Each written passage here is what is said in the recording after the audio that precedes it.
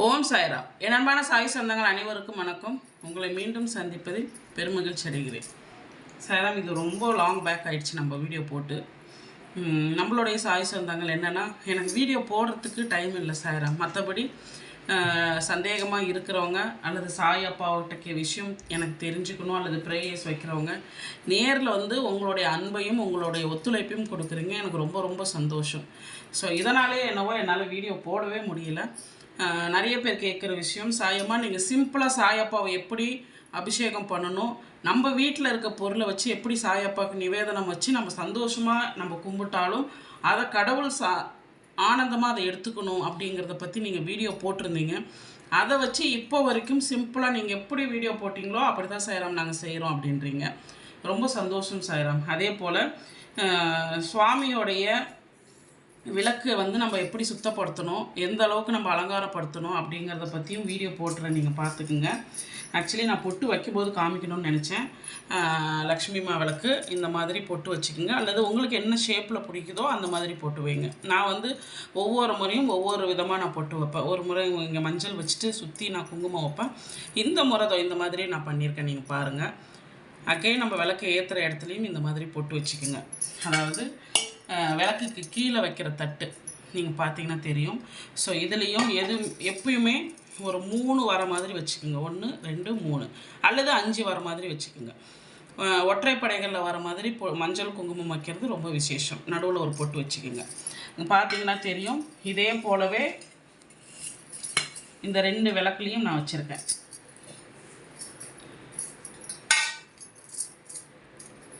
இதே போல் 2 இதுலேயும் வச்சுருக்கேன் பாருங்கள். அதுக்கு மேலே விளக்கு இந்த மாதிரி வச்சுக்கோங்க. வச்சதுக்கப்புறம் வீட்டில் என்ன எண்ணெய் நீங்கள் யூஸ் பண்ணுறீங்களோ, விளக்குக்கு ஏற்றுற எந்த எண்ணெயாக இருந்தாலும் சரி, பஞ்சதீப எண்ணெயாக இருந்தாலும் சரி, நல்லெண்ணெயாக இருந்தாலும் சரி, நெய்யாக இருந்தாலும் சரி, நீங்கள் வீட்டில் என்ன யூஸ் பண்ணுறீங்களோ அந்த எண்ணெய் நீங்கள் ஃபஸ்ட்டு விட்டுக்குங்க. அதற்கப்புறம் ₹1 நாணயம், எந்த நாணயமாக இருந்தாலும் சரி ஒரே போல் வச்சுருங்க. பாருங்கள், இந்த நாணயம் வந்து இந்த எண்ணெயில் போட்டுருங்க.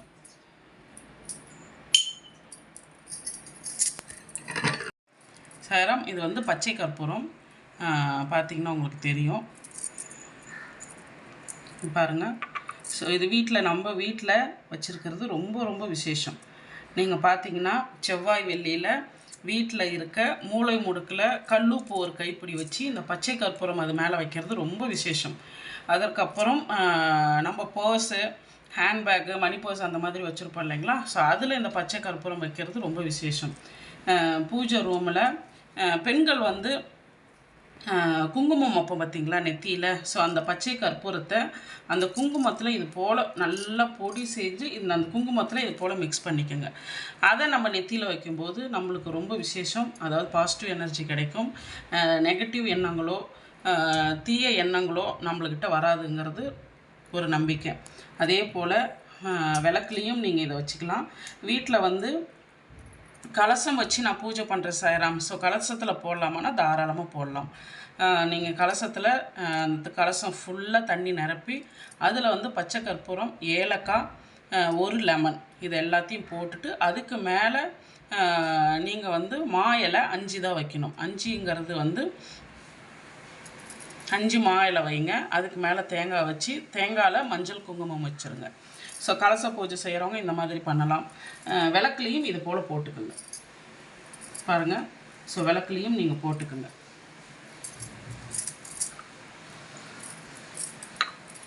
அதுக்கப்புறம் திரி வந்து இந்த மாதிரி ஒரு திரியை தயவுசெய்து ஏற்ற வேண்டாம். அந்த மாதிரி ஏற்றக்கூடாது. ரொம்ப பெருசாக ஒரு 4 5 அந்த மாதிரியும் வேண்டாம். 2 திரி போடுங்க. இதே போல் 2 திரி போட்டு நீங்கள் விளக்கு ஏற்றுங்க. ரொம்ப விசேஷம். கணவன் மனைவி ஒற்றுமையாக இருப்பாங்க. சண்டை சச்சரவுகள் வீட்டில் வராது.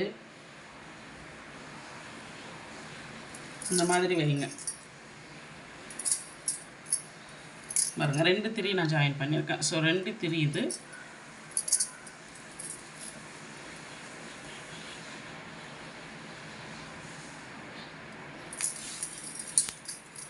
இந்த மாதிரி வீட்டில் எத்தனை விளக்கு இருந்தாலும் சரி நீங்கள் சுத்தப்படுத்தி அத்தனை விளக்குலேயும் இது போல் பண்ணுங்கள். அதற்கப்புறம்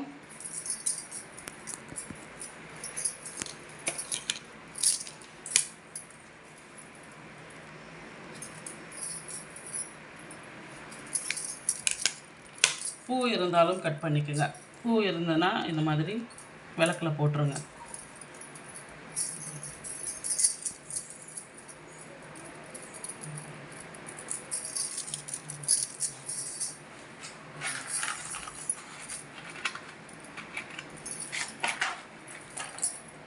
பெண்கள் என்னைக்கும் வீட்டில் விளக்கு ஏற்றுறது அப்படிங்கிறது ரொம்ப விசேஷம். நீங்கள் பிரம்ம முகூர்த்தத்தில் விளக்கு ஏற்றினாலும் சரி, அல்லது ஈவினிங் 5 மணிக்கு மேலே விளக்கு ஏற்றினாலும் சரி.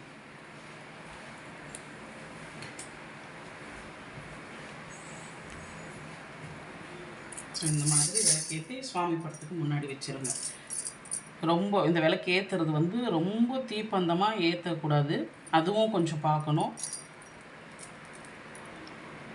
விளக்கு ஏற்றுறதுல நிறைய விஷயங்கள், நிறைய நல்லது, நிறைய ஐதீகங்கள்லாம் இருக்குது சாயலாம். இதை அடுத்தடுத்த வீடியோவில் நான் ஷேர் பண்ணுறேன். எத்தனை விளக்காக இருந்தாலும் சரி, 2 அல்லது 3, 5 விளக்கு, 7 விளக்கு, அந்த மாதிரி சுவாமி படத்துக்கு முன்னாடி நம்ம எத்தனை விளக்கு ஏற்றினாலும் ரொம்ப ரொம்ப நல்லது. நான் 2 காமாட்சி அம்மா விளக்கும், 2 குத்து விளக்கும், 1 அகல் விளக்கும் நான் ஏற்றுவேன். ஸோ அது பார்த்திங்கன்னா ஒற்றைப்படைகளில் ரொம்ப நல்லது. இதை சுவாமி படத்துக்கு முன்னாடி வச்சுட்டு நீங்கள் சாயப்பா உடைய ஸ்டாச்சு இருந்ததுன்னா அலங்காரப்படுத்தி நீங்கள் வீட்டில் இருக்கிற பூஜை வழிமுறை நீங்கள் ஃபாலோ பண்ணலாம்.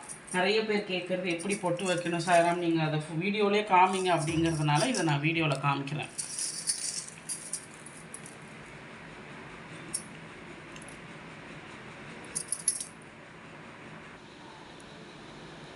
ஸோ இந்த போல் உங்கள் பூஜை அறையை அலங்காரப்படுத்தி சுவாமிக்கு தீபாராதனை காட்டுங்க. கண்டிப்பாக மனம் குளிர்ந்து செவ்வாய் வெள்ளி காலையிலையும் சாயந்தரம், அதாவது மாலை வேலைகள் 5 மணிக்கு மேலே 6:30க்குள்ளே நீங்கள் தீபாராதனை காட்டி உங்களுடைய பூஜை எதுவாக இருந்தாலும் நீங்கள் முடிச்சிடுங்க. கடவுளுடைய ஸ்பரிசம், கடவுளுடைய விஷயம், நான் வீட்டில் இருக்கேன் அப்படிங்கிறது பல வகையில் நம்மளுக்கு உணர்த்துவாங்க. 2வது, எந்தெந்த வீட்டில் கடவுளுடைய வாசம், கடவுள் வாசம் செய்கிறாரு அல்லது கடவுள் இந்த வீட்டில் இருக்காங்க அப்படிங்கிறத பற்றி நிறைய பேர் எனக்கு மெசேஜ் அனுப்பிச்சிருக்கீங்க. பொதுவாக என்கிட்ட பல பேர் கேட்குற சந்தேகங்களை நான் வீடியோவில் போடுவேன். அதே போல் சாயமாக இந்த மாதிரி விஷயங்கள் நடந்தால் கடவுள் அருள் இருக்குதுன்னு நம்ம எப்படி தெரிஞ்சுக்கிறது அப்படின்னு பற்றி கேட்டிருக்கீங்க. இதை நான் அடுத்த வீடியோவில் சொல்கிறேன். நன்றி, வணக்கம். மீண்டும் சந்திப்போம்.